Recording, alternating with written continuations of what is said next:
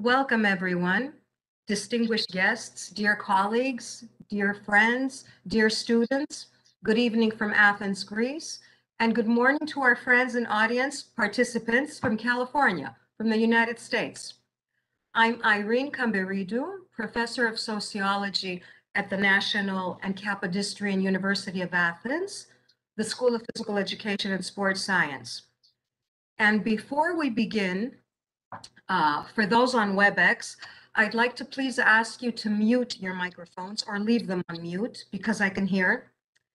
And also jot down or save any questions, observations, or proposals you may have for the speakers for the question and answer session in the end, after we finish. We thank you all for joining us in this webinar titled The Global Context of the Greek Revolution, Women as Agents of Change. This webinar is dedicated to the bicentennial of the Greek Revolution in the framework of the bicentennial activities of the National and Kapodistrian University of Athens, which is also known as the University of Athens. The Sociology Studies Lab and the Theoretical and Social Sciences Department of our school at the UOA, in collaboration with the Hellenic Studies Program and the History Department at California State University, Sacramento, California, seek to initiate discussions and activities in thinking across disciplines. In thinking across disciplines, our first webinar seeks to explore, to inspire, to promote interdisciplinary exchanges, discussions, and collaborations on the unknown aspects of the Greek War of Independence that also include women's contributions, in other words, the gender perspective. In this context, our second webinar will be held December 17 in the Greek language. I would now like to welcome and thank our panel, our speakers, Professor Katerina Lagos and Professor Voula Syrinidou. Hence, first and foremost, Vaso Syrinidou, not Voula. Oh, is that what I said? Oh, I'm so sorry. Vaso is from Vasiliki. Vaso Syrinidou. First and foremost, on behalf of our school and department, we would like to thank our rector. We are grateful to Professor Thanos Dimopoulos, the rector of the National and Kapodistrian University of Athens, for his support and encouragement. I would like to add here, for our guests and audience abroad, that the National and Kapodistrian University of Athens, also known as the University of Athens, is the largest university in Greece with around 69,000 students, undergrad and grad. It evolved along with the War of Independence and was officially founded in 1837. It was the first university not only in Greece, hold on, I have to let two more people in. I'm sorry, okay. It was the largest university, not only in Greece, but in the Balkan Peninsula and in the Eastern Mediterranean. Now, most importantly, and above all, we would also like to express our appreciation to our dean, the dean of our school, Professor Kostas Karteroliotis, for promoting and backing this multidisciplinary webinar, and in particular for his positive feedback and support. Now, as regards the dissemination of this event, a special thanks goes to Dimitris Koutsompoulos, the head of the press office, the chief editor and digital communication and media expert of the University of Athens. We would also like to thank the university's technical digital expert, Panagiotis Markopoulos, for facilitating the live streaming of this webinar on YouTube. Now, on behalf of our dean, the dean of our school, Professor Kostas Karteroliotis, Professor Nikos Patsadaras will officially open this event and address the participants. Our dean had an urgent health issue this afternoon and is unable to speak at this time, and we wish him well. May I now present the director of the Theoretical and Social Sciences Department of the School of Physical Education and Sports Science of the University of Athens, Professor Nikos Patsadaras. Professor Patsadaras? Thank you. Floor. Thank you, Professor Kaveridou. Good evening to all. I would like to congratulate Professor Kaveridou for the initiative she took as a member of the Department of Theoretical and Social Sciences to organize this online event. I would also like to thank and welcome Professor Katerina Lagos and Professor Vassos Iviniidou for this collaboration. Your approaches, as reflected in the titles, seem to highlight in a very original perspective some very important issues related to the Greek Revolution for our national independence. So we are looking forward to hearing your presentation. Thank you.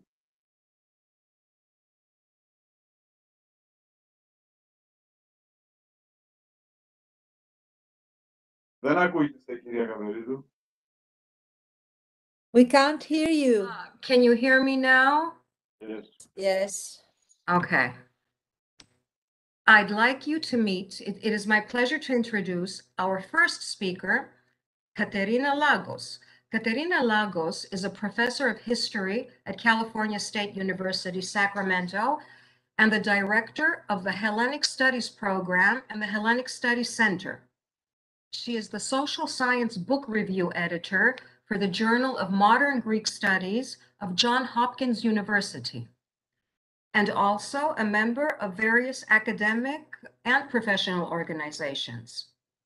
Katerina received her DPhil in modern history from St. Antony's College, Oxford, and her research focuses on the Metaxas dictatorship, minorities, and the interwar period.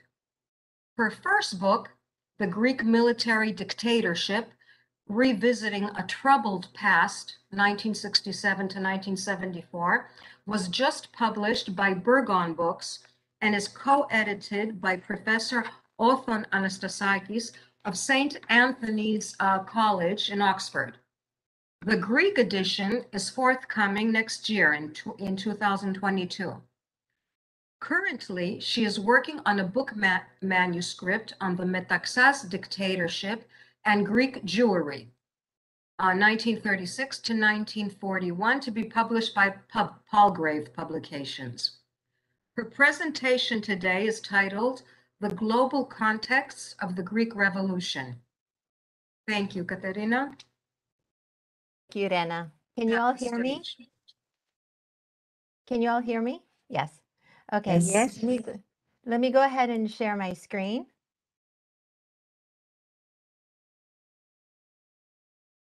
Okay. From 1821 to 1828, the Greek War of Independence Hold captured on. Can you see it? Can you make it full screen? Okay, I'm sorry. Can everybody see it? Is it full screen? Can you see the presentation? Yes. Okay. From 1821 to 1828, the Greek War of Independence captured the interest of those living in Europe and abroad. The Greek War of Independence came at a time of revolutionary activity in both Europe and Latin America. This period of revolutionary activity, as it has been coined by Eric Hobsbawm as the Age of Revolutions, has been widely examined and debated by historians. Global history offers us a useful approach to understanding links between these revolutionary movements, as global historians aim to understand how local phenomena, events, and processes are placed in a global context and to establish the meaning of these interactions. Two main approaches, connections and comparisons, can be drawn between countries, events, or phenomena. Recently, historians have used global history to explore the links between the Greek Revolution and other revolutionary movements around the world. And here we could look to all of the conferences and speakers during this past year on the Greek Revolution. In this presentation, I would like to explore the global context in which the Greek Revolution was situated and briefly examine two themes that had transnational connections and meanings. First, I would like to examine how perceptions and understandings of Greek antiquity connected revolutionary activity both in Greece and Latin America. In what way was ancient Greece used by Greeks and other revolutionary leaders to justify their actions? Secondly, I would like to explore the manner in which slavery, especially through artistic renditions, was disseminated and discussed. Specifically, how was the publicity regarding the enslavement of the Greeks used outside of Greece to help generate sympathy for the Greeks while also spurring the support for abolition? By exploring the themes of antiquity and slavery, it is clear that the ideas of Greek antiquity shaped how global revolutionary activity was conceptualized, while the condemnation of slavery took on greater magnitude in its connection to Greece than what the current literature on the topic has mentioned. Linking the Greeks to antiquity was deliberately forged to generate support for the revolution. It projected an unbroken link between the past and the present. Embedded in this connection was the hope for a reawakening of ancient Greek glory. Educated elites and political leaders embraced the connection and acknowledged a sense of obligation to support the Greeks because of the contributions their ancient forefathers had given to Western civilization. The result of this publicized link to antiquity would have long-term consequences. From this point, antiquity would serve as a standard by which Greeks would be compared, both within and outside of Greece, over the course of Greek history. According to Paskalis Kytromilidis, in his introduction for the Greek Revolution, a critical dictionary, he argues that, quote, the aspiration of national liberation and the affirmation of the national identity of the country, meaning connection to antiquity, that emerged from the revolution made it intelligible to contemporary European political thought. For Kytromilidis, this can explain the appeal of events in Greece to liberal public opinion in Europe and America that generated the Philhellenic movement. The use of antiquity by Greek elites proved remarkably successful in generating support abroad for the Greeks, especially in the United States. Adamantios Korais was an ardent admirer of American democracy and corresponded with prominent American politicians to generate support for the Greek cause. Thomas Jefferson, in his October 31, 1823 letter to Korais, concludes his constitutional recommendations with the following, quote, should these thoughts on national government furnish a single idea which may be useful, I shall fancy it a tribute rendered to the Manes of Homer, your Demosthenes, and the splendid constellation of sages and heroes, whose blood is still flowing in your veins, and whose merits are still resting as a heavy debt on the shoulders of the living and future races of men, end quote. John Adams also referenced the ancient Greeks and took the association one step further by envisioning that Greek independence was not of just the contemporary Greeks, but rather reawakened ancient Greeks. Adams states in his letter on November 4, 1821, quote, are your classical fires reillumined so as to excite a longing for the independence of ancient Greece, the restoration of its language and its purity, the resurrection of its ancient heroes and sages, lawgivers, orators, poets, and historians, its artists in architecture, painting, sculpture, and music. The eyes and policies of all of Europe are directed to that spot, end quote. In 1823, Alexander Mavrocordatos also received a letter from Adams who reiterated that the United States could not become directly involved in the revolutionary fighting, we could talk about that later, but that the Greeks had America's unwavering support.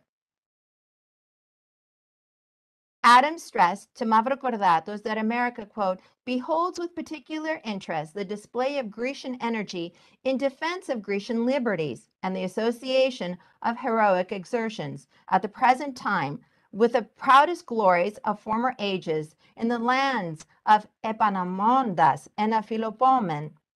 According to Konstantinos Diogos, American democracy proved to be an ideal model for the Greeks, and also reflects how this shaped the Greek image of America. Soon, Diogos argues, similarities between the American and the Greek Revolution made America an ideal point of reference in Greek public discourse, and was further enhanced by American claims that the United States democracy was inspired by the ancient Greeks. Interestingly, support for the revolution and its links to antiquity were not limited to intellectuals and political elites. On a popular level, support for the Greek independence started in the fall of 1821. Charleston, South Carolina, was the first American city to provide aid to the Greeks. What began with 50 barrels of dried meat soon doubled by the winter. Thereafter, fundraisers were organized, political petitions were signed, and communication between U.S. political leaders and the Greek revolutionary leaders helped maintain the momentum of support. Workers volunteered 1 week's wages. School children donated pennies. Men and women donated objects of value to be auctioned, all in the hopes of sending funds to the Greeks.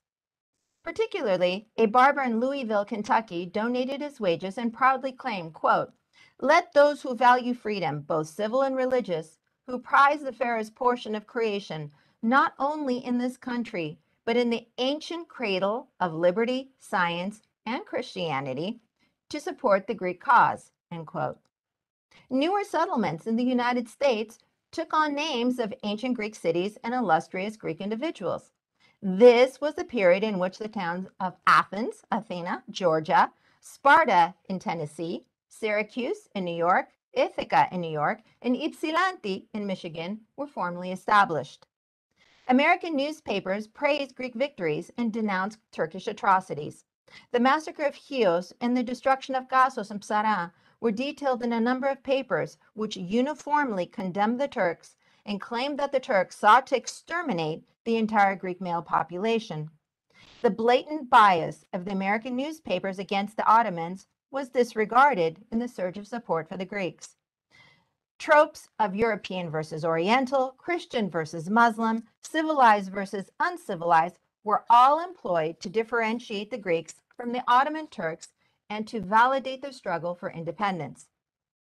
Greek revolutionary leaders such as Kolokotronis, Miaoulis, and Kanaris were depicted as true heirs of the ancient Greeks, fighting, as their ancestors one did, at Marathon, Thermopylae, and Salamis for civilization and freedom against hordes of barbarians. This resulted in a massive outpouring of support for what many in America felt was comparable to the uprising of the American colonists against England, and as such should have the sympathy of Americans. The rise of Philhellenism spurred international support for the revolution on both sides of the Atlantic. Between those who volunteered to fight, over 500 Europeans and Americans came to the Greek lands, and those who contributed to the cause, money, food, supplies, attention was continuously drawn to the Greek Revolution. Philhellenes helped solidify and project the connection between ancient and modern. The Philhellenes, both Europe and American, saw in ancient Greece their intellectual, political, and cultural roots. One of the fundamental factors that characterized the Philhellenism was the belief that the modern Greeks were the direct descendants of the ancient Greeks. Literary Philhellenes, such as Lord Byron, inscribed the historic moment in poetry and prose, while famous painters such as Eugene Delacroix and Louis Dupré brought to life images of Greek sacrifice and suffering. In many of the background scenes of Delacroix and Dupré's art, ancient Greek monuments and sites are present.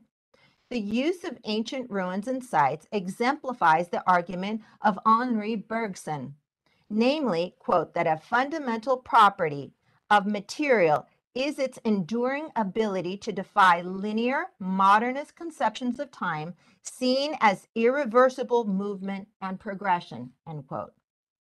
I agree with Yanis Chamilakis and Joe Labiani when they state that ancient Greek sites are, quote, multi-temporal, enacting and evoking different times simultaneously.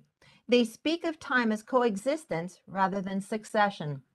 They reflect a memory of the classical past as invoked and recalled by post-classical human practices, be they antiquarian, archaeological, or those of the nation state, in its attempt to produce national memory, end quote. Chamilakis and Labianis also their argument complements Gregory Giusdanis' argument that archaeology was a means for legitimizing the geographical and historical claims of the Greeks and of demonstrating their diachronic continuity. Consequently, links between the contemporary and ancient Greeks were reinforced and reprojected to a modern audience, all the while forging connections and common bonds between the Greeks and the Europeans. As we have seen in the United States, ancient Greece was a common theme in the revolutionary discourse at the time. For those living in Central and Latin America, Enlightenment ideas of liberty and equality would also be imbued with connections to ancient Greece during their revolutionary movements.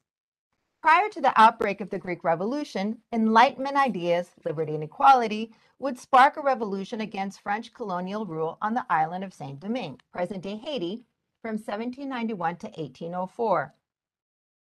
The Haitians became a self-governing and independent nation similar to Greece. Once the Greek Revolution began, a group of Greek intellectuals living in France saw in the Haitian Revolution an example for the Greek people. One of these intellectuals, Adamantios Korais, sent a letter to Haitian President Jean-Pierre Boyer, which you see on your left, to request military and economic assistance.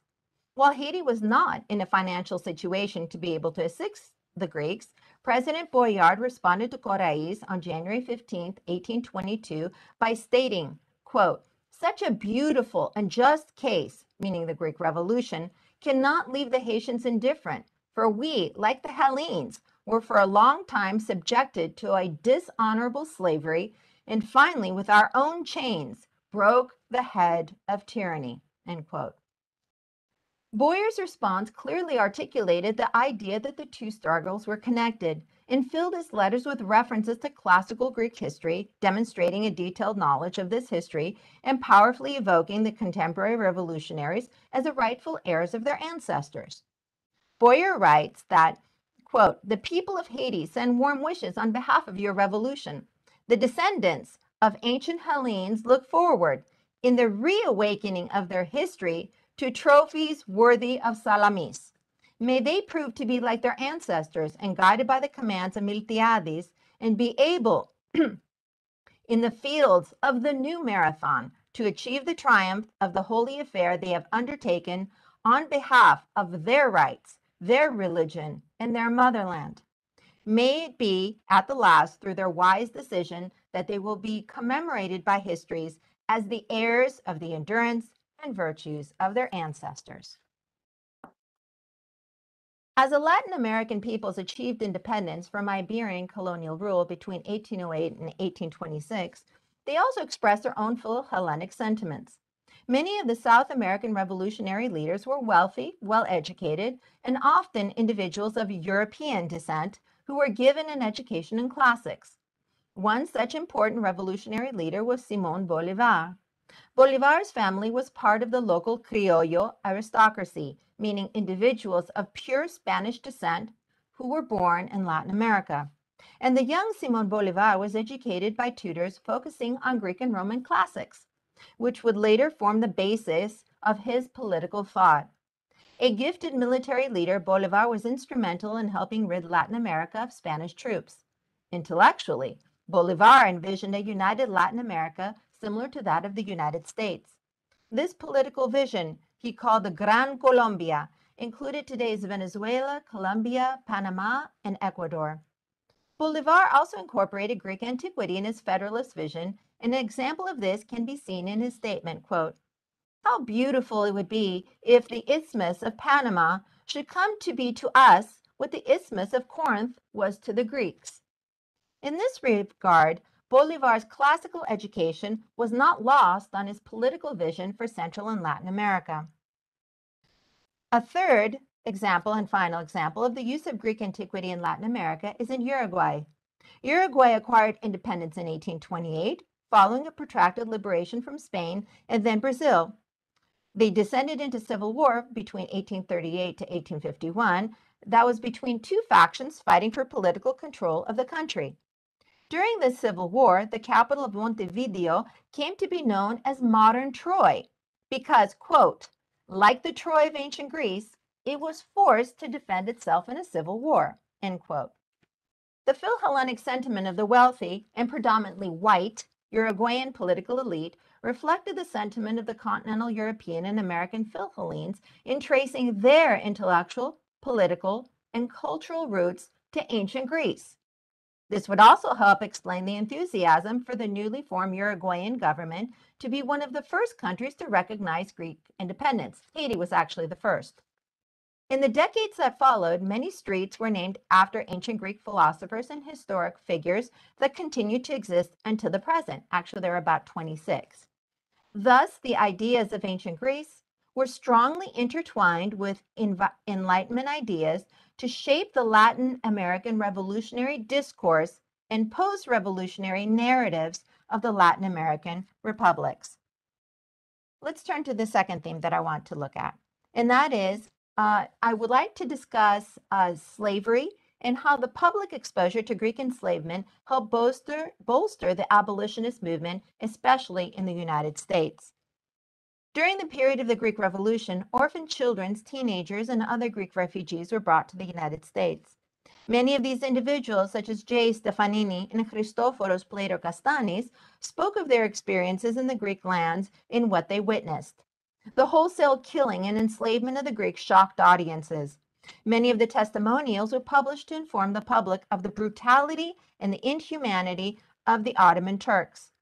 As a result of the speeches, publications, and artistic depictions, the enslavement of the Greeks became known to English language audiences.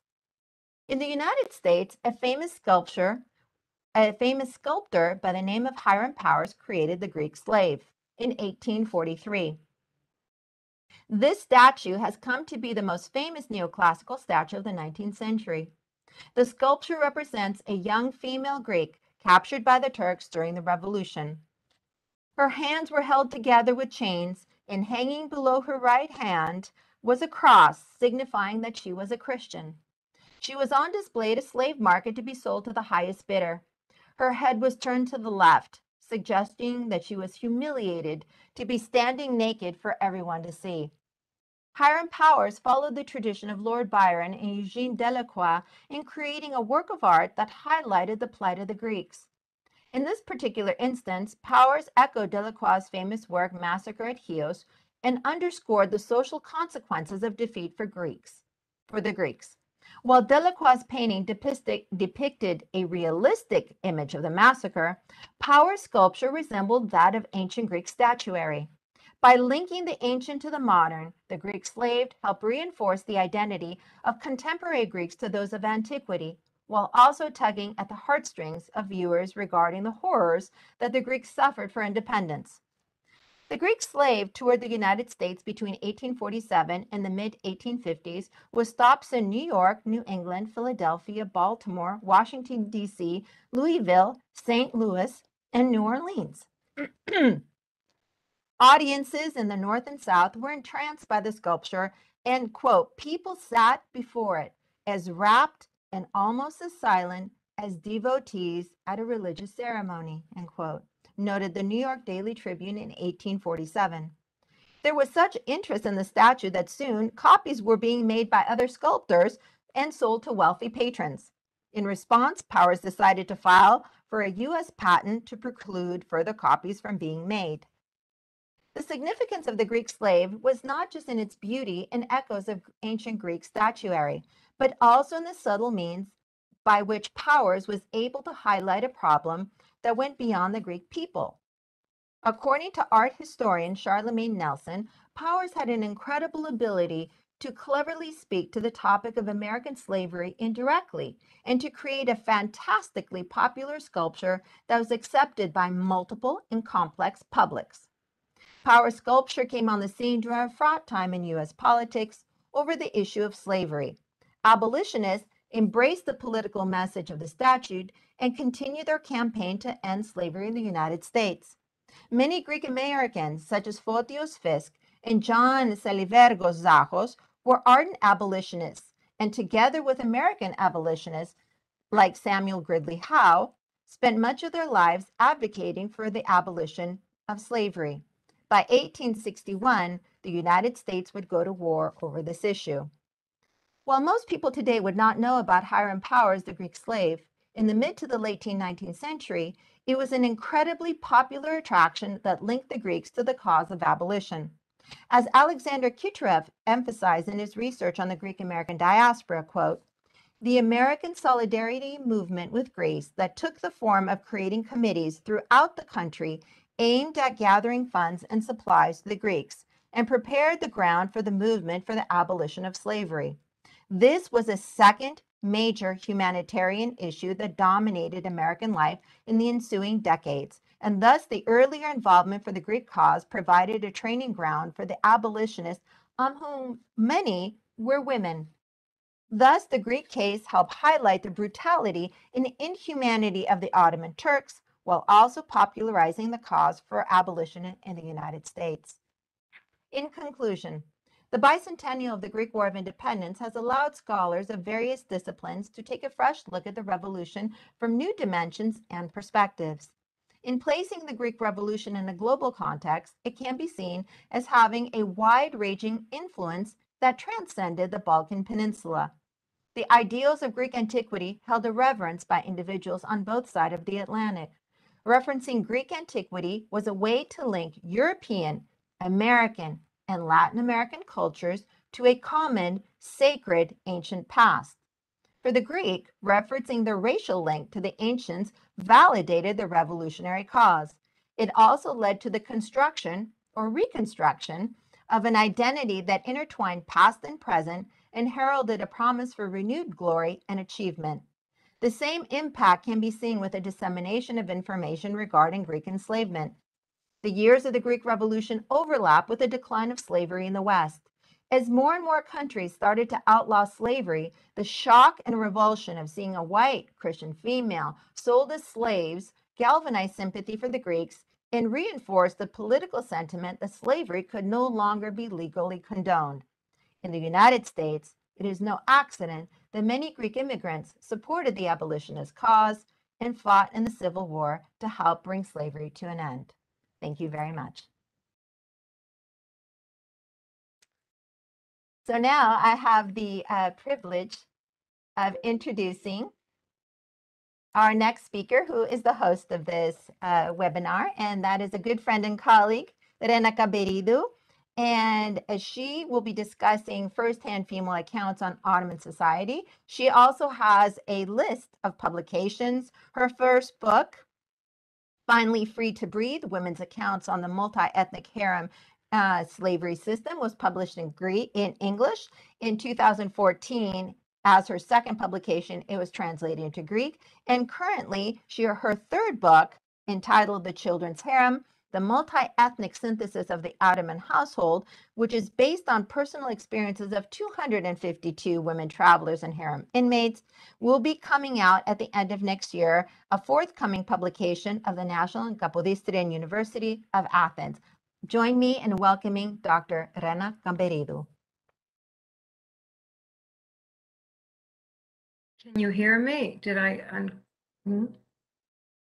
unmute myself? Thank you.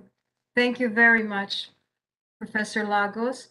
And before presenting the female accounts on the Hellenes and the Philhellenic spirit of the times, which Professor Lagos, Katerina covered analytically and very originally, especially with regard to Latin America, something not many of us are aware of, I need first say something about these women, because there's a plethora, an abundance of scholarly works that have been published on male Western travelers. However, the female accounts could also be a welcome addition, as well as an alternative discourse with a gender perspective. Women's passion for ancient Greek civilization, along with their dream for a new Greece and Greek independence, was within the spirit of the time that Katerina just described. Undeniably, the Philhellenic movement included women, and women wrote and traveled before, during, and after this period. Thousands and thousands of European women oops, okay. Thousands of European and American women explored, visited, or worked in Ottoman territories since the 17th century, providing additional evidence and an alternative discourse on Hellenism, one that included a female perspective. Women from England, France, Germany, Austria, Finland, and America, like their male counterparts, explored, worked, and resided in regions of the East considered safe for dynamic men only. They too provided their services, they volunteered, they lobbied, they raised funds, food supplies, and clothing to support the Greek Revolution.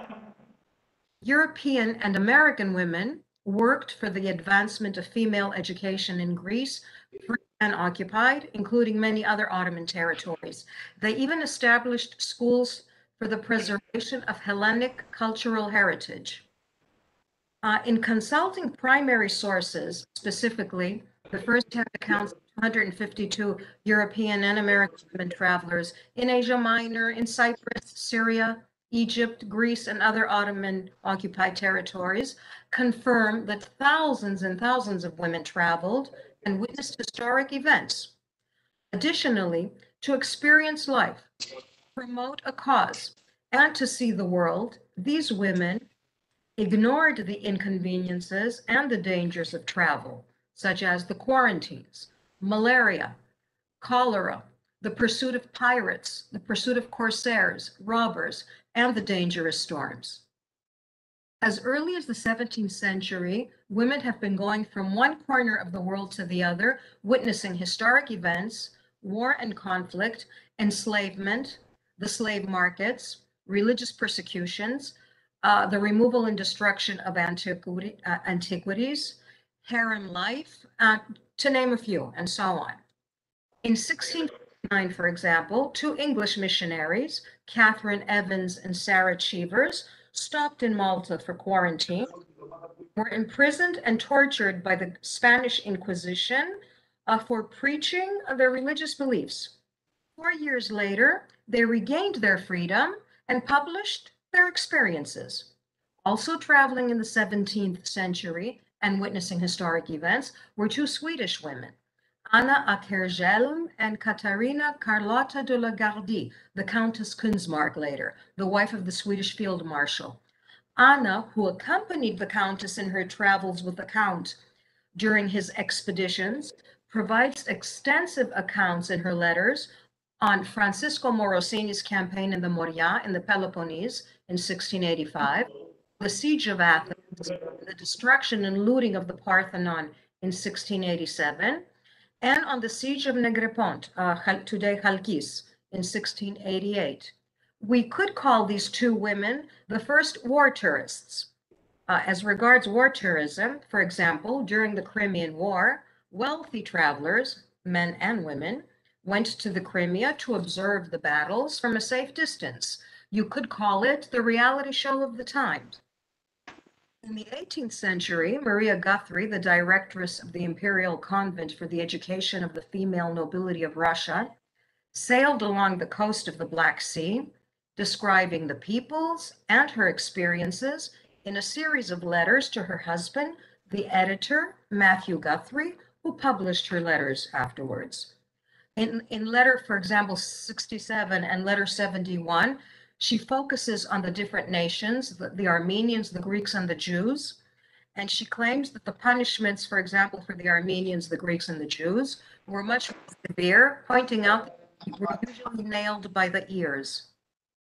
Women travelers of the 18th and 19th centuries witnessed religious and racial intolerance, terms and phrases like terrorisme, the reign of terror in Turkey, terror, privilege, rape, mass massacres, enslavement, slavery.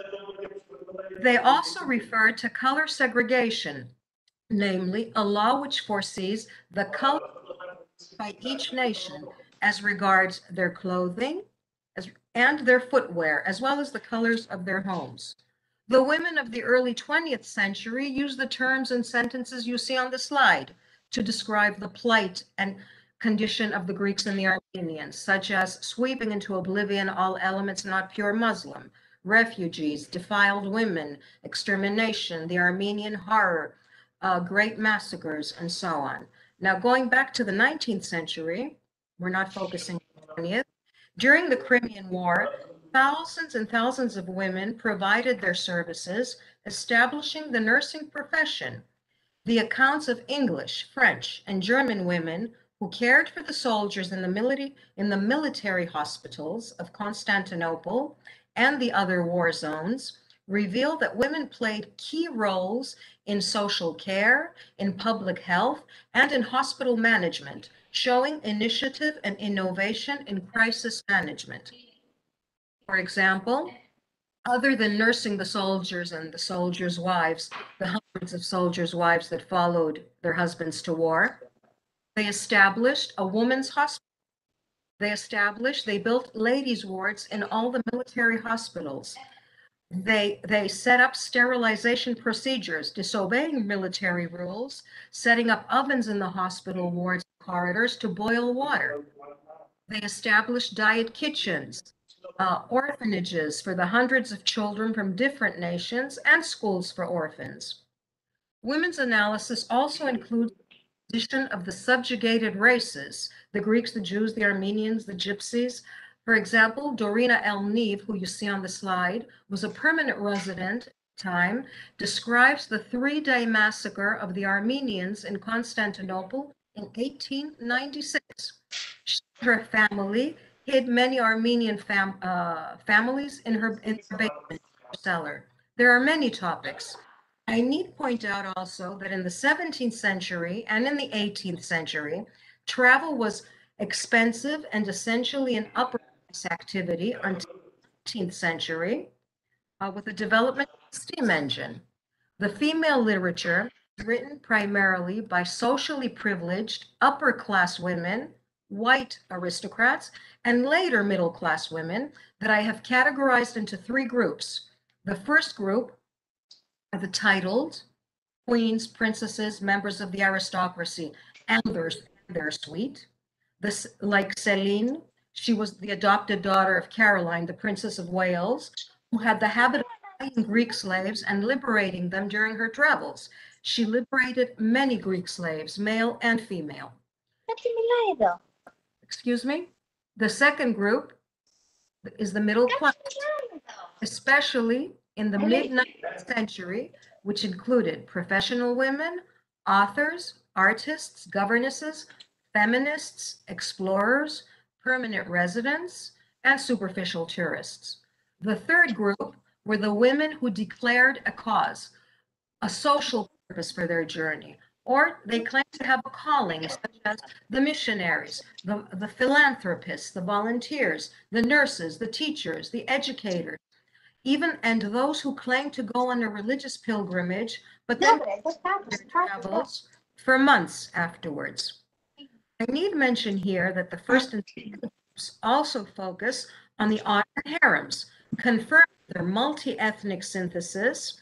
My thesis in my research confirms that the multi-ethnic, the multiracial harem slavery institution was the collective segregation, the collective enslavement of the female gender in one specific space or household as one collective identity, since all the women and children, slave and free, belonged to only one man or master, the Sultan, the Grand Vizier, the Pasha, etc. All the harem inmates were women of different nations and races, Islamized slaves, liberated slaves, and descendants. Now, following these interactions with the harem inmates in their identification with the other, as regards the gender perspective, they invent terms like the ones you see on the slide: womanity, womanhood, slavedom, liberty, our Muslim sisters, emancipation, breathe the air, and so on. Why did they travel? According to their accounts, they traveled in order to explore, to discover the world, to explore, to break out of their gilded cages, to acquire knowledge, to seek pleasure, to help others, to learn and study the peoples of the world, to discover themselves, to experience life, to indulge. Women you see on the slide even masqueraded, disguised themselves as Muslim women or as men in order to circulate freely and enter the mosques and other prohibited spaces, prohibitions of the time. Why did they publish? They usually do not hide their reasons for publishing. Women published for many reasons. They published to get heard, to protest. Sorry, κυρία Μιτσάκου, το μικρόφωνο σας παρακαλώ. Είναι ανοιχτό. Ακουγόσαστε. Για να δω μήπως μπορώ εγώ να μην διακόψω. Παρακαλώ, γιατί ακούμε, δεν μπορούμε να σας ακούσουμε. Okay, please kindly Mute, please. mute Κυρία your Μιτσάκου, microphones. εσείς είστε. Παρακαλώ. Κυρία Μιτσάκου, please mute. Thank you. Ευχαριστώ. Now, as I said before, they usually do not hide their reasons for publishing. According to their accounts, their reasons for publishing were they wanted to protest, to get heard, to profit, to promote a cause, or they say they needed to share their experiences with their readers and show them how easy it was for women to explore lands considered dangerous for their sex.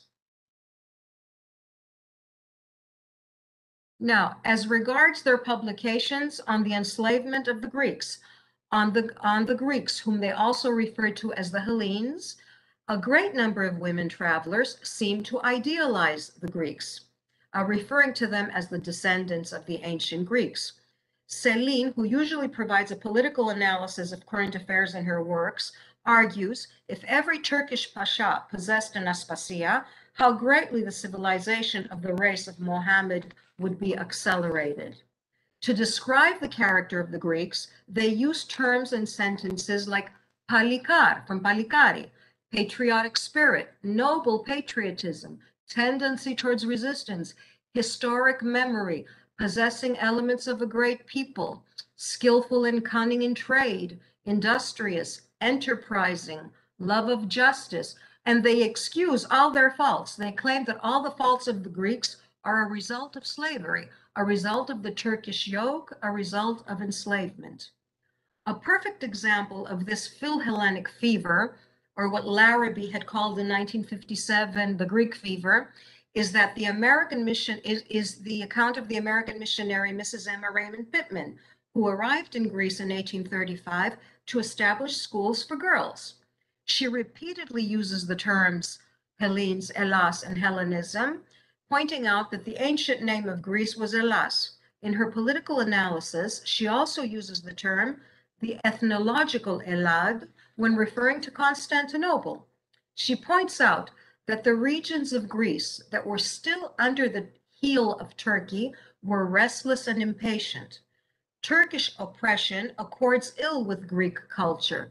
The two can no more amalgamate than can darkness with light.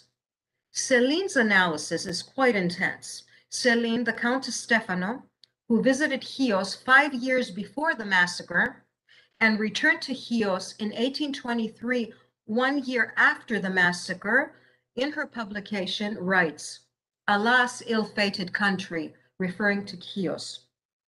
5 years later, thou wert destined to fall under the barbarous scimitar of the Turk, whilst the great powers of Europe looked on unmoved.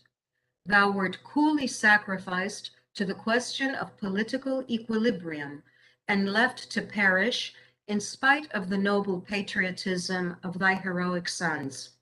Islamism, that anomaly in the civilization of modern times, is implacable, and its laden scepter represses the genius of the noblest nation of the earth. Fallen Greece has been inured to the yoke of slavery, and her recent emancipation will not, for a long lapse of years, restore her to the condition in which she was previously to the barbarous domination of the Turks. Now, what about the women? According to the accounts, Greek men respected women, womanhood, womankind. Additionally, they describe the women as being proud, beautiful, with refined tastes and hearts full of Hellenic virtues, possessing a thirst for learning and improvement, clean, industrious, and dedicated wives and mothers, brave and daring, with a passionate patriotism and national spirit, women who prefer to die, who choose death rather than becoming slaves and falling into the hands of the Turks, women who always fought with their husbands, their sons, and their fathers against the Turkish yoke. Additionally, the Greeks also understand the importance of female education, argues Frederica Bremer, famous author and friend of Dora D'Istria. When in Athens in 1858, she provides a detailed description of the first and largest school established for female education, which she calls the Arsakio. Greek women are usually compared to the ancient Greek statues, as are the men. When comparing them to the women of the East, the harem inmates, the female accounts usually point out that Greek women do not have a submissive behaviors. They are active in their communities. They participate in social life together with the men. They rode horses. They rode donkeys. They went swimming. They danced. They sang. They worked with the men in the fields. An example is Lady Brassi's account in Corfu, which you see on the slide, dated Sunday, December 6, 1874. In 1865, the English traveler Anna Vivanti had many discussions with Elizabeth of Crete, Elizabeth Kontaksaki, who was the teacher of the daughter of the crypto-Christian Turkish governor of Crete, Ismail Pasha. Elizabeth of Crete, according to Vivanti, received her education in Athens at the hills. The rebellious Greek mountaineers, the terror of the Turkish government, respect her and have more than once consulted her and listened to her advice, for they know that she is a warm patriot, while the Pasha, the Turkish governor, seldom fails to ask her opinion on the measures of reform he wishes to introduce. Now, the first published female accounts on Greeks and Greek women were those of Lady Montagu in 1717. She was the wife of the English ambassador to Constantinople, and she observes that Greek women were unveiled in their communities and danced like the goddess Diana, among other things. The second 18th century female travel author that writes on the Greeks was Elizabeth Craven, and in her letter from Constantinople in 1786, she observes that the Greeks are generally beheaded, so they do what they can to hide their wealth. And she briefly refers to their patriotic spirit. However, in Athens in 1816, before the revolution, the Swiss traveler Louise de Monte provides a very extensive account on Greek men and women, arguing that most of their defects, most of their faults of the modern Greeks are caused by their enslavement, are attributed to their enslavement by the Turks. She observes, their imagination is lively, their genius and invention are fertile, they bear the Turkish yoke with impatience, and that they possess a spirit of enterprise which often prompts them to noble achievements and will eventually procure them emancipation. Her observations on the women are quite exceptional. She has a chapter on the women, and she argues that Greek women are superior to the men. In Chios and in Rhodes in 1816, she comments on the beauty, that the women are exceedingly beautiful. But as regards Rhodes, she points out that the ruins of the famous Kolossos were still to be seen. Lady Brassi in Milos points out that it was inhabited by a race of good-looking men and women and pretty children that were scrupulously clean and not a speck of dirt on them. New Yorker, Mrs. Sarah Rogers Height, in 1836, remarks on the women of Smyrna. She was impressed by their beauty, but she also mentions that there were many women gamesters, namely women who gambled. When she visited the Greek village in Asia Minor in Karamania called Mulach, she remarked that the Greek women did not stay in their homes, as did the Turkish women, but instead circulated and worked together with the men in the fields. Lady Egerton, while in Athens, discusses the love of the Greeks for education and provides an extensive analysis and description of all the schools, all the educational facilities, and the vocational institutions in Athens, including those of the hills. In the land of the Amazons is how the English author Emily Beaufort describes the island of Mytilene, which she says was under a thick cloud of called Turkish domination, and half the Greek inhabitants were killed during the War of Independence. Beaufort, who traveled with her sister, describes the women of Mytilene as very dynamic women. They went hunting, they rode horses, they managed and led family affairs, they could inherit and land and property, and they also worked. The women of Mytilene embroidered and sold their handmade creations, of which the British politician Lord Stratford de Redcliffe had purchased quite a few. Fanny Janet Blunt also argues that the Greek women of Asia Minor, even the Greek women of the lower classes, showed a strong desire for learning and for improvement. And the list goes on and on. I will not continue. We have accounts on the women of Rhodes, on the women of Santorini, the women of Pontos, Sinope, the Black Sea area. We have accounts of the first modern Olympic Games in Athens. Marguerite d'Estrées describes the Greeks during the first Olympic Games in Athens in 1896.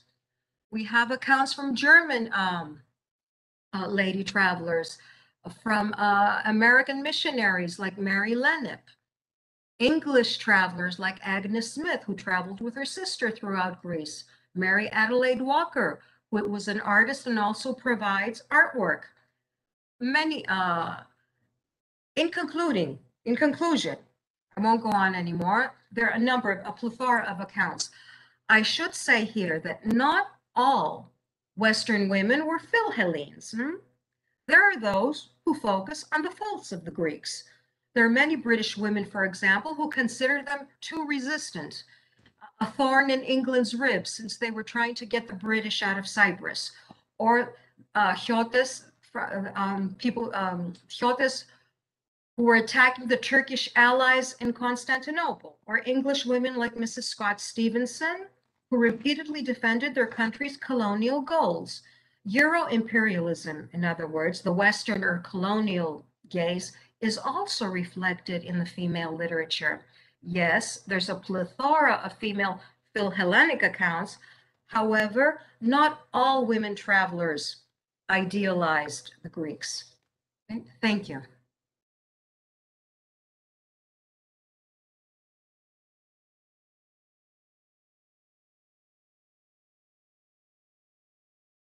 I'm trying to, oops, when I'm trying to stop sharing. Done. Okay, there it is.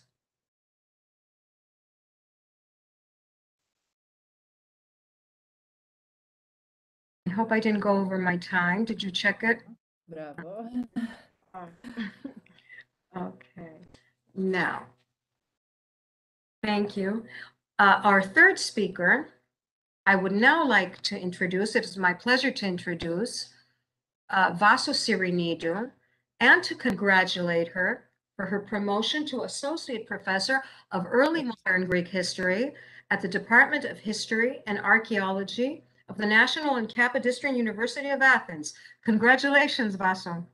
Thank you, Rini. Thank you, She has also taught at the University of Vienna, at the Institute of Byzantine and Modern Greek Studies, and at the University of Crete, the Department of History and Archaeology of the University of Crete. Her field of specialization is Greek society, economy, and culture during Ottoman domination.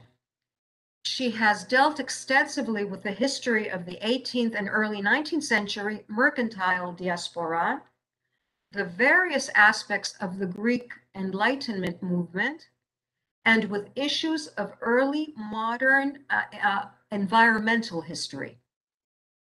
Vaso is the coordinator of the Laboratory for Research on the Greek Revolution of 1821 of the University of Athens, and she is now focusing her research on this period. She has published 3 books, 3 monographs, and many articles, numerous articles in Greek and English and in German. The title of her presentation of her research is Dealing with Violence in Revolutionary Greece. Thank you, Vaso. Hello, good evening, everybody. Thank you, Rena, for this warm introduction, and thank you for the invitation to this event that brings together approaches from different approaches about the revolution. I will move a little bit away from the title of this webinar because I'm going to speak about violence. And by definition, revolutions are violent events. And since the time of the French Revolution and under the catalytic experience of terror, revolution and violence have been conceptualized in close association to each other and in their relation to the process of establishing modernity. If, however, the interest of historians and social and political scientists has traditionally focused on collective violence, the violence of revolutionary power, and the violent foundations of modernity in general, the experience of the people living in the revolutionary conjuncture was largely marked by another version of violence, that is, violence that was linked to violations of public order and to crime.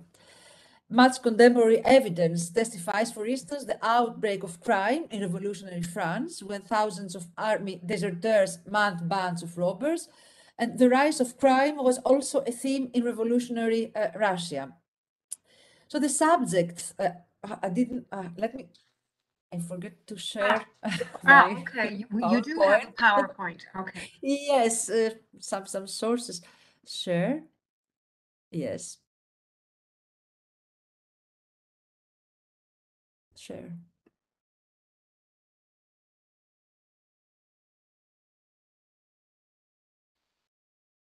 Okay. Okay, hold on, we yet. Yes, this is sources. No, I only want to see that you say, to show you some sources, the way I'm from the archive I'm working. Yes, the subject of my presentation is interpersonal violence, crime, and the establishment of police and criminal justice institution in revolutionary Greece. Based on archival material from the police and justice ministries that were established during the revolution, I will try to describe the landscape of violence and crime and to Excuse see me, how... Vaso, sorry for interrupting you. I don't see a presentation. Did you just upload something? Are you sharing? Yes, yes. Do you see it? No? I see. Mr. Patsadaras, Professor Patsadaras, do you see it? I can see this. No, neither can I. Can share. Did you press share, Apopano? Share content?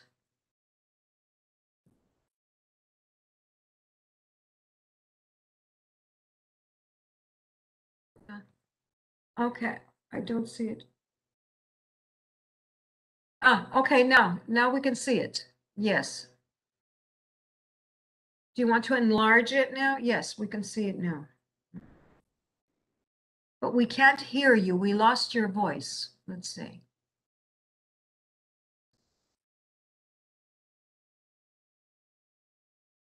Okay, yes, we can see it.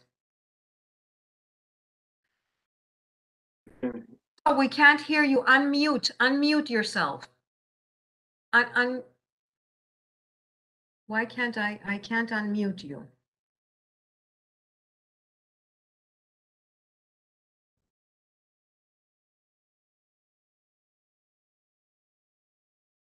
Okay, now you hear me. Now I can hear you.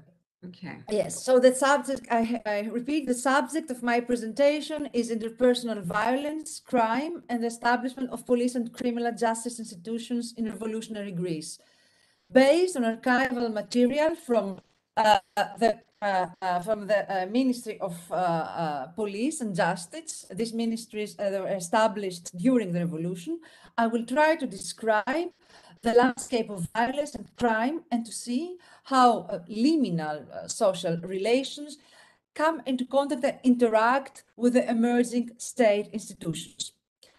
And in the history of crime, there is a methodological problem. And the problem is if police and court records capture the extent and identity. For criminologists and historians, the answer is clearly no. Files capture only a part, and indeed a small part of the violence, is not at all quantitative. Acknowledging the historical and culturally contingent content of violence, historians and social scientists have pointed out that there is a variable limit for tolerable violence in every society, and that the registration of violent incidents itself determines which violence is tolerated and which not. The act of registering a violent incident is an act of defining also what is violence. But even if we take into account these methodological limitations, the image, or rather the feeling released by the archives, and you see here some points from the archives, it's not to ignore. It's impressive, this feeling. Violence was everywhere, on the battlefields, in the city streets, in the workshop, in tavernas, in the field, in the neighborhood. From the sources emerges a society in tension, whose cohesion was suffered considerable rifts, and social relations are ready to be diverted into a chain of violence. A fight between two persons in a public space, you see here this, could turn a village or a city into a battlefield. Just a moment. Violence was, of course, not occasionally, but a structural experience of the society under examination. It was not only a tool of domination, but a whole logic of governance, a logic that governed economic, social, and political relations. Apart from this structural condition, tradition of particular population groups in arms and disobedience, combined with small or large-scale armed confrontations and raids, composed anything other than a quiet scene, a quiet environment in pre-revolutionary Greece. But even if violence was a structural experience of the pre-revolutionary society, the revolution was a moment of culmination. As a revolt against Ottoman legitimacy, it provoked retaliations on the part of the Ottomans. The massacre of Chios in the spring of 1822 was the peak of a series of violent retaliations against Christians in Istanbul, Asia Minor, the islands of the Eastern Aegean, and Crete. The clash of the opposing troops left behind, accompanied by their particular cultures of violence, left behind scorched earth, dead and raped bodies, piles of heads, rosaries from noses and tears. The narratives of the Greek military chiefs in their memoirs for the fall of Tripolitsa reveal the porous boundaries of these particular violent rituals. At the same time, however, the revolution was a critique of violence. The condemnation of tyranny as synonymous with violent governance and the demand for security of life, honor, and property were at the heart of the legitimation discourse of the revolution. The abolition of torture and slavery and the recognition of rights deriving by natural law and citizenship created a new institutional and rhetorical framework for the reception of violence. Moreover, through the foundation of a Ministry of Police, according to the Constitution of Epidaurus in January 1822, and the establishment of police authorities in its province, The revolutionary state declared its claim to the monopoly on the legitimate use of violence, which was previously shared by several agents, local authorities, communities, landlords, armed individuals. They exercised policing, law enforcement.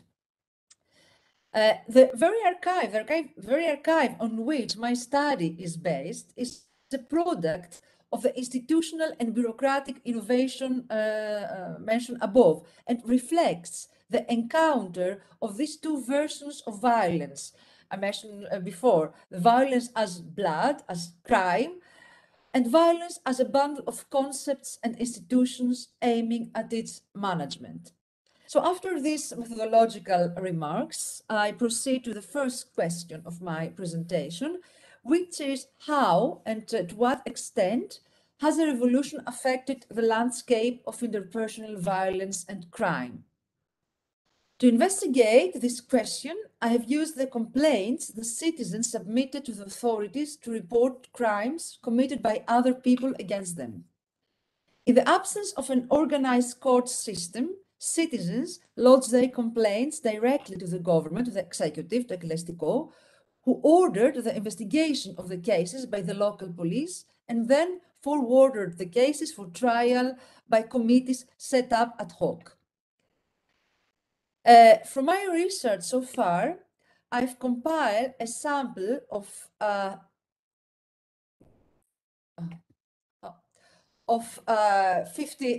556 complaints filed between April 1823 and May 1826.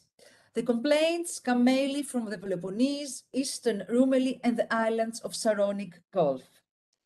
Recognizing the danger of anachronisms arising from the attempt to categorize past relationships according to modern legal definitions, I've included into criminal offenses what has traditionally been perceived as such by the existing legal systems, namely, these are murders, bodily harm, rape, robbery, theft, as well as those crimes that were introduced during the revolution, namely crimes against the internal and external security of the state.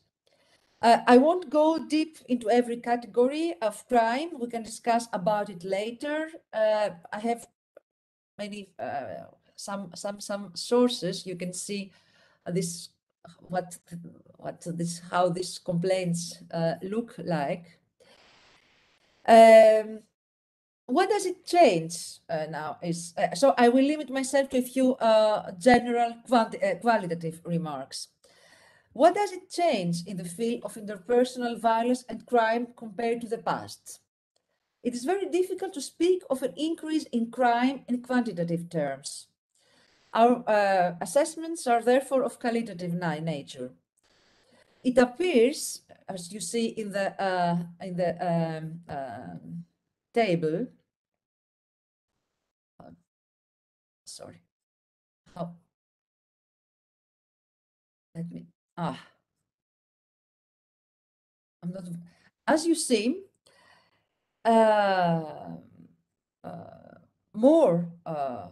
majority of the reported crimes are connected to violations, to crimes against related to infringements on property. In robberies, the perpetrators were usually members of the irregular military corps. Nevertheless, these were not a mere continuation of the pre-revolutionary bandits. During the revolution, a new world of arms was created that was much more diverse in terms of its geographic and social background, more polycentric in its loyalties, and manifold in its action. In short, it was a world beyond the balances of the pre-revolutionary economy. Economy of violence. In addition to the systematic robbery activities of groups such as that of Tsamis Karatassos on the Sporades or Vasos Mavrovouniotis on Evia, we find a large number of people who occasionally committed robberies and thefts, or crooks who joined the troops and thus found their way to continue their activity. So I'm not very familiar with this PowerPoint. This is completely new for me. You see here some complaints about the activity of these irregular soldiers. From the encounter of all these people in the Peloponnese, and especially in the cities where the government was settled, a new social environment of violence and crime arose. Cities like Tripolitsa, Argos, and especially Nafplio have experienced an unprecedented population mobility and refugee influx that shook the pre-existing social balances. Government agencies, political and military leaders, armed corps, refugees, foreign diplomats, traders, and all kinds of adventurers gathered in these cities. These new capitals, under wartime pressure and with a fluctuating and heterogeneous crowd, constituted an ideal reception environment for crime. The second remark, you see here, complaints about thefts and robberies. The second remark that emerges from the sources concerns the management of violence. In a situation of general uncertainty and turmoil, trust, as cohesive element of economic and social relations, experienced significant rifts. The high number of complaints about unpaid debts and breaches of contract found in the archives, as well as phenomena of thefts between relatives and neighbors, indicate that trust, a structural element of political economy, has suffered significant rifts. In these circumstances, we can also see the limits of the pre-revolutionary mechanisms of violent management and conflict resolution. Like all early modern societies, Greek pre-revolutionary society was almost obsessed with maintaining social peace, as this was a prerequisite for its cohesion and reproduction. To this end, several formal and informal mechanisms of social control were used, the task of which was to reconcile the conflicting parties and thereby restore social harmony. Their role was primarily mediatory, aiming through the application of the principle of leniency and the extensive use of fines and compensation at the reconciliation of the disputants. This system of internal violence, this is from Anakrisis, from Practica Anakrisis, you see here.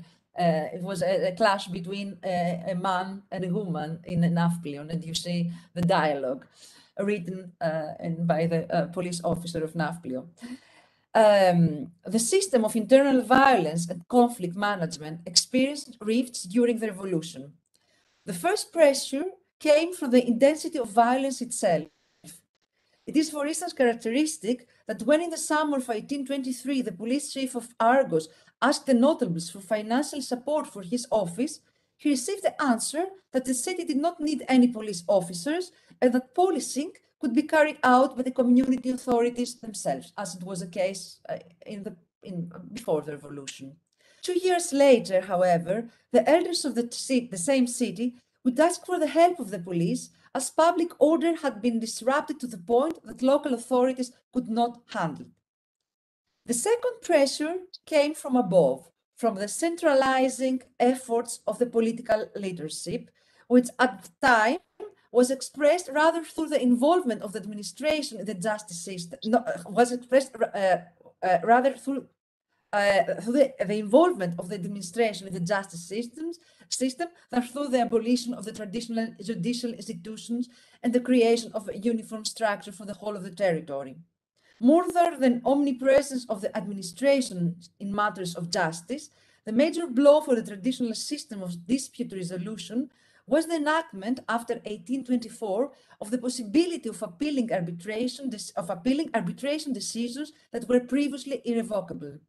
Much of the stability of the pre-revolutionary social and legal structure was due precisely to the socially imposed irrevocability of arbitration decisions, which is now challenged by the constitutionally guaranteed right of appeal. finally, the pressure came from below.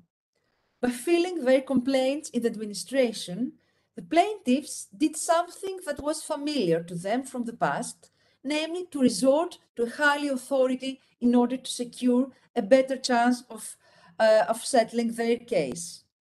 Nevertheless, sometimes this was more than just a tactical issue, more than an option of forum shopping for a sympathetic court. Despite their obsession with internal peace and order, the early modern Greek communities were far from being socially harmonious.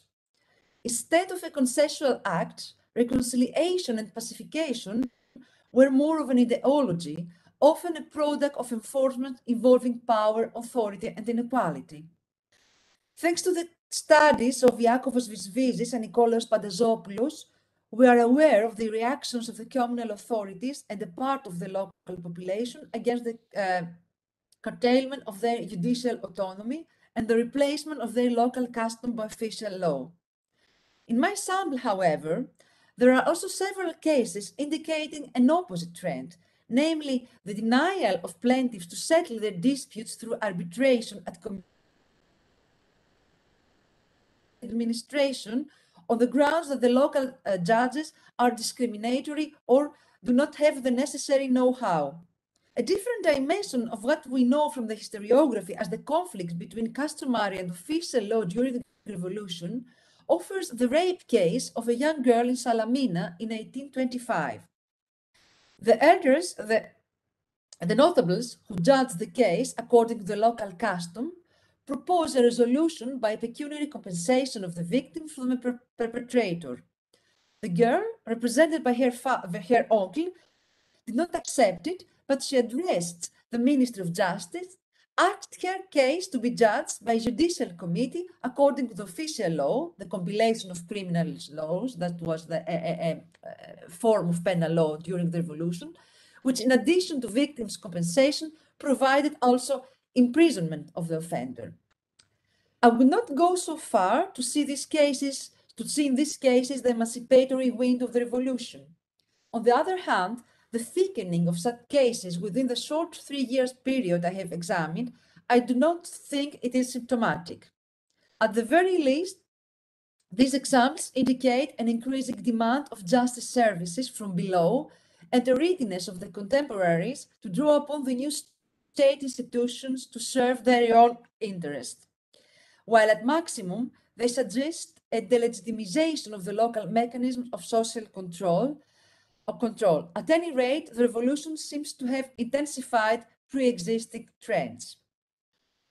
Moreover, the revolution, and this is another shift compared to the past, the revolution created a new vocabulary of political legitimacy, the content of which was in a conversation with the newly emerging concepts of nation, freedom, and civil rights.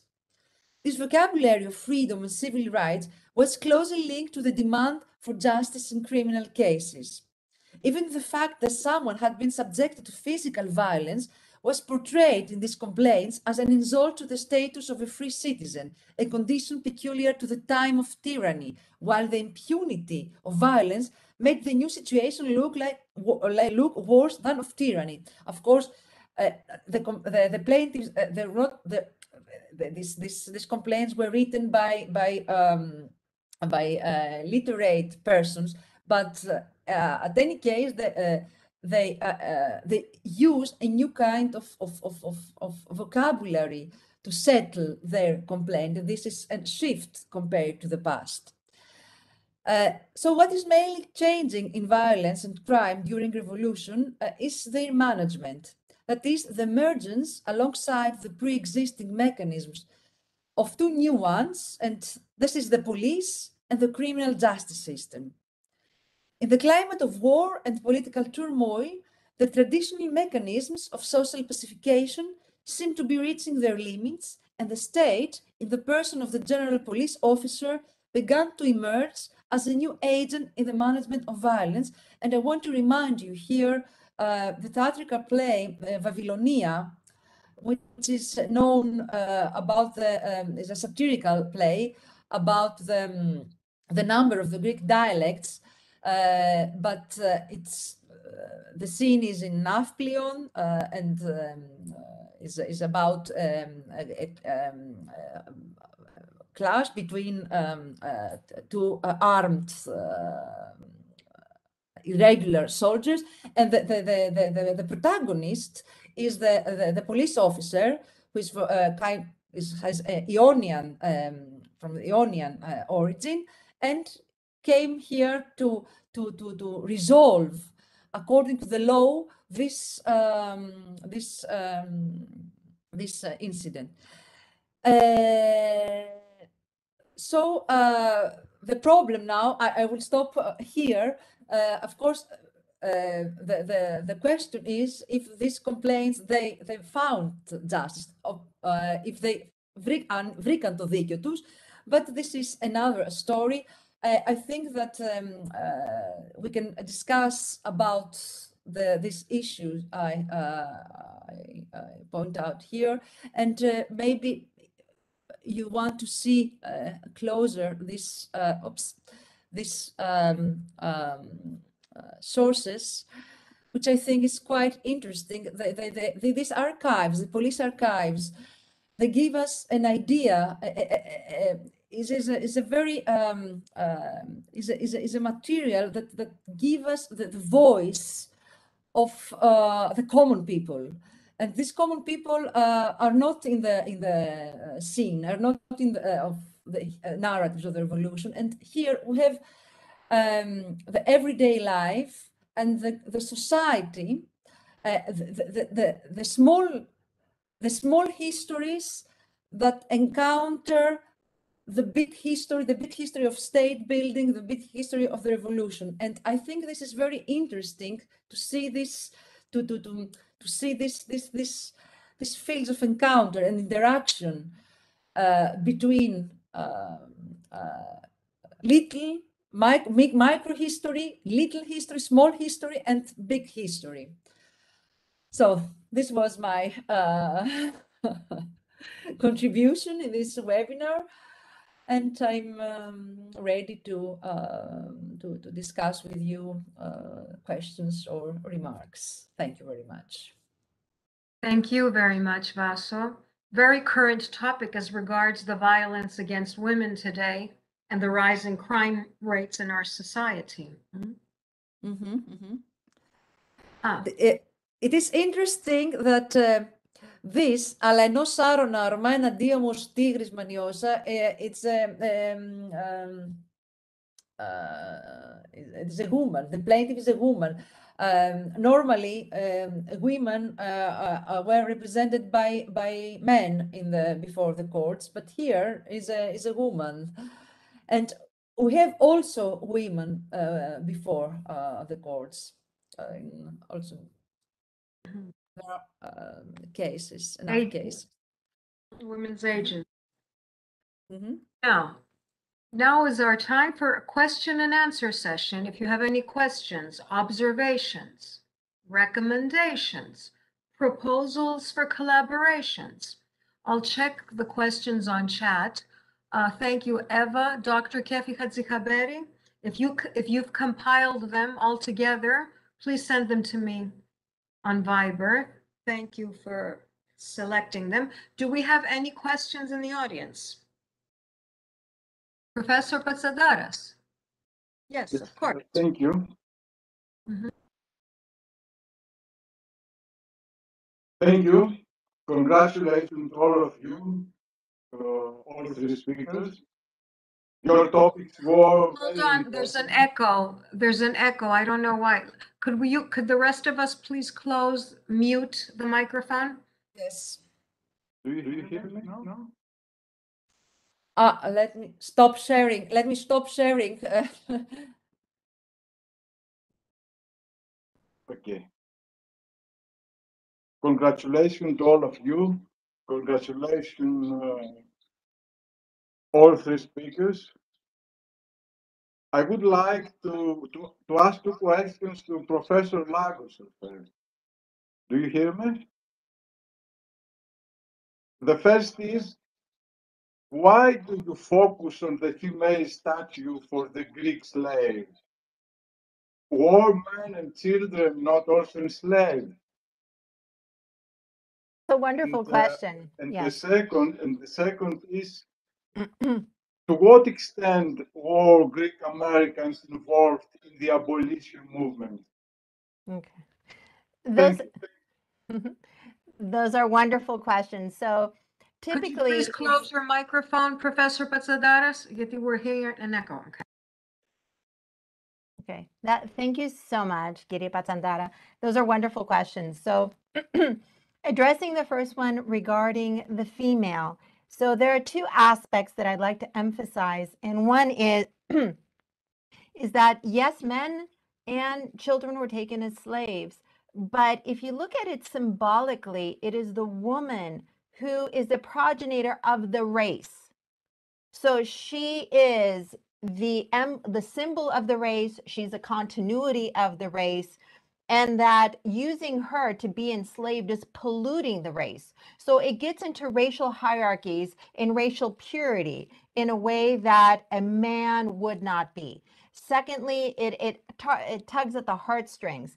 And finally, for the woman, the other factor is that she is white.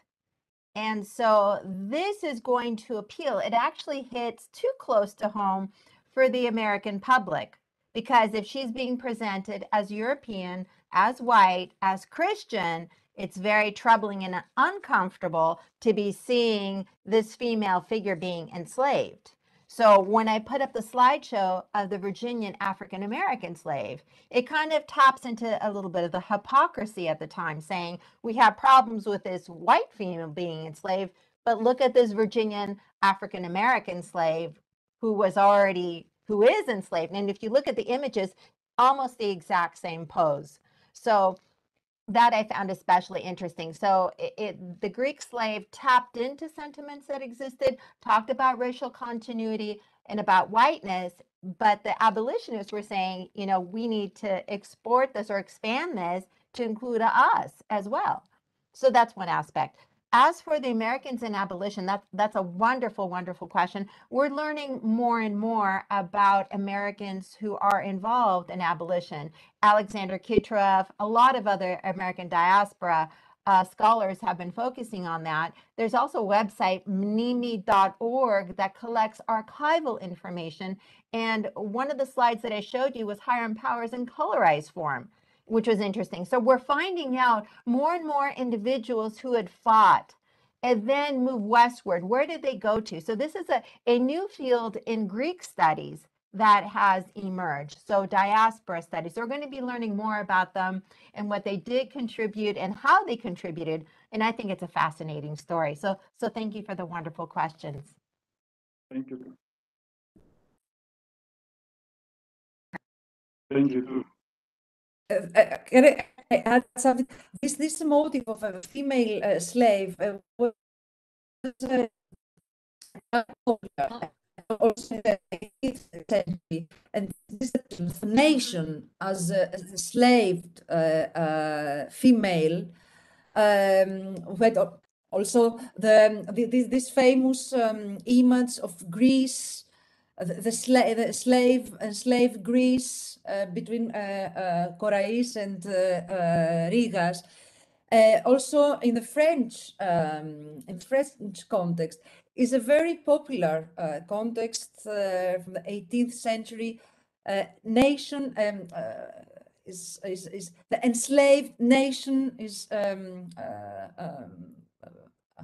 metaphor. The slave female is a metaphor for the nation, and of course, here is also this whiteness, purity. So race and gender and nationalism all together are projected on these categories to this depiction, I think. Yes. Absolutely. And if you think about it, the classic image of Marianne in France, when is it actually coined as the representative of the French nation? 1830. So she's linked to the Republic. So a very specific political structure, and then exported. So we see this analogy of the woman representing the state. Now, for the Greek case, while she's trying to rise up and we have Corais and Fereos, as you pointed out. I didn't include that on my slideshow. So the hope was for a republic. And if you look at the initial constitutions that were being discussed at the National Assemblies, the direction was more French as in a republic. The idea of having Orthon or a monarchy was something rather imposed on the Greek people in this period of conservatism to be accepted within the European framework of states. So that absolutely is going on. And and the final portion is that when I mentioned the tropes of civilized and uncivilized, Greece immediately, when it becomes established, outlaws slavery, trying to show how the Greeks are civilized, and look at the Ottomans who are uncivilized, how they enslave people. At a previous conference, I think Michael Sotiropoulos, Lucian Ferry, they were all talking about this idea of when was the idea of enslaving Demi, and the Greeks were Demis in the Ottoman Empire, came out with the Küçükçenarge, that treaty. So to be able to bring the Greeks as slaves. So they already had in this process enslaving, and it becomes a litmus test for civilization, civility. So the Greeks are trying to show that they are Western, they are progressive, they're moving as more civil and trying to distance themselves from the Ottomans.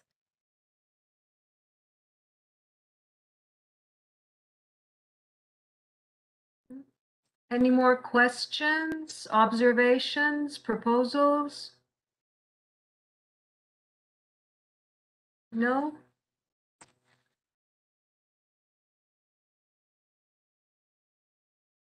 Well then. Then I would like to thank you all. I'm here for you, Rena. Okay. Okay. Okay, you have a question for me? Yes. Yes. I wanted to ask if you have detected a female glance in this travel accounts. Yes. Because I was wondering what unifies this 18th century noble women, the 17th century, 18th century, and 19th century middle class volunteers, etc. Is the fact that they are women, so biological women, is enough to create a female glance? And if you see, for example, discontinuities or rifts between the way different social groups or during the time or across time or across social group, they see, they perceive Greece or if you can detect internal basis. Usually in their intimate contacts, in their daily contacts, you think most of them spoke the Turkish language if they were the upper class, or they had an interpreter with them, or they entered the harems of the Ottoman elite.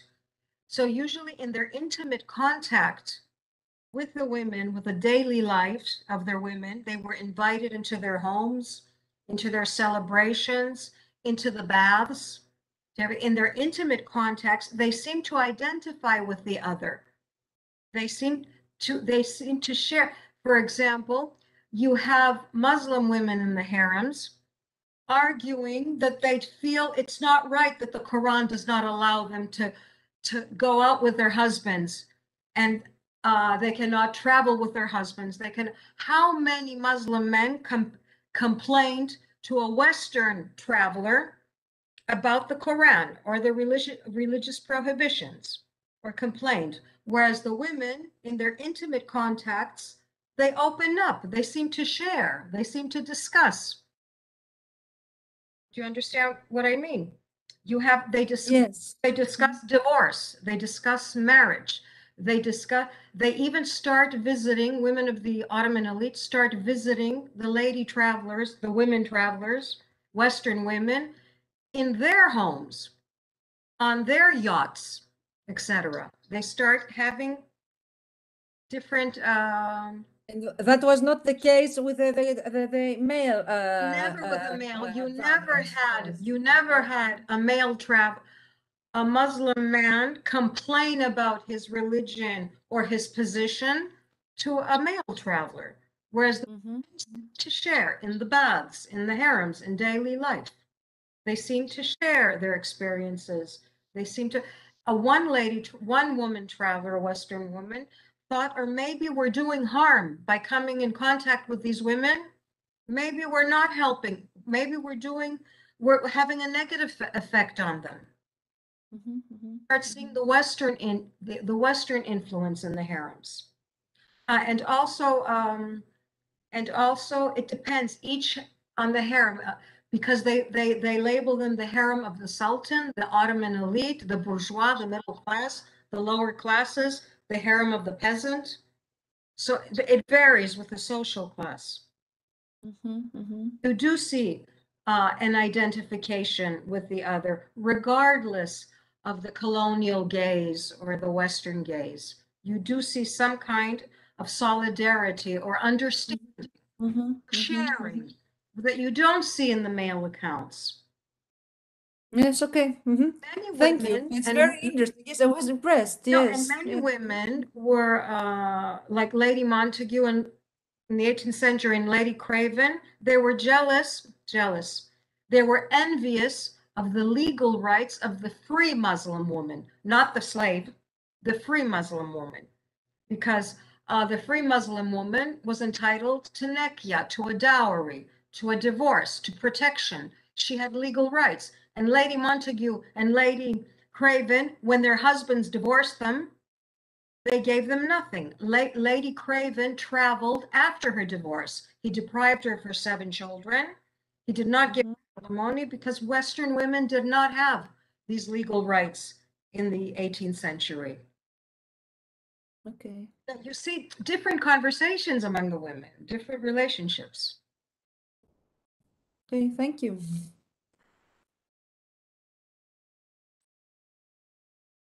Any other, and about the children, I just want to mention, they don't focus on the large scale castration of African boys.